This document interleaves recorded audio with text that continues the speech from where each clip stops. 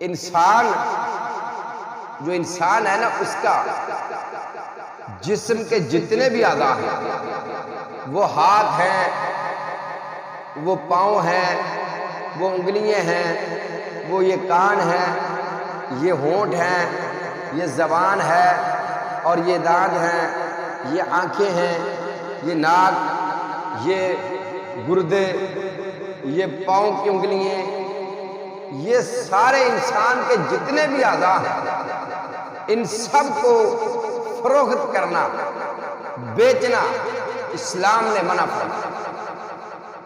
ان کو فروخت کرنا اسلام نے منع فرمایا ہے۔ رحمت کائنات صلی اللہ علیہ وسلم نے منع فرمایا ہے ان کو فروخت کرنا، نہیں فروخت کرنا چاہیے۔ انسان کا کوئی بھی جسم کا حصہ، جسم کا کوئی بھی اعضاء نہیں فروخت کرنا چاہیے، منع کیا۔ اب رہی بالوں کی بات، کہ یہ جو سر کے بال ہیں ان کو بھی فروخت نہیں کرنا چاہیے، ان کو بھی فروخت نہیں کرنا چاہیے، نہیں بیچنا چاہیے۔ کیوں؟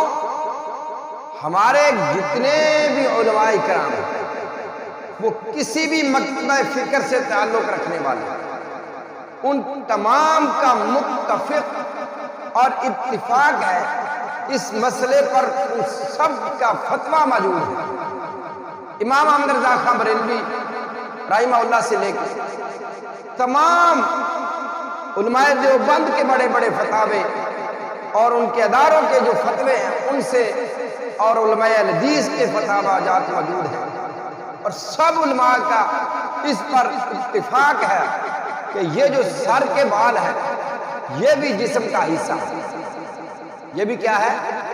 جسم کا حصہ ہے۔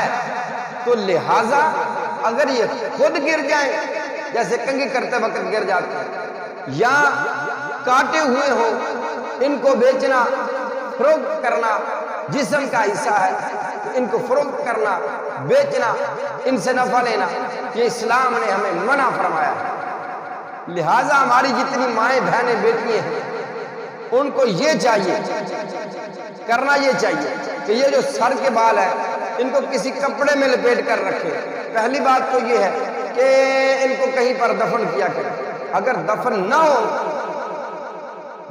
ہو تو پھر کسی ایسی جگہ پر سنبھال کر رکھے کہ یہ کسی کے ہاتھ نہ لگے، کیونکہ ان کو سنبھال کر رکھا جائے۔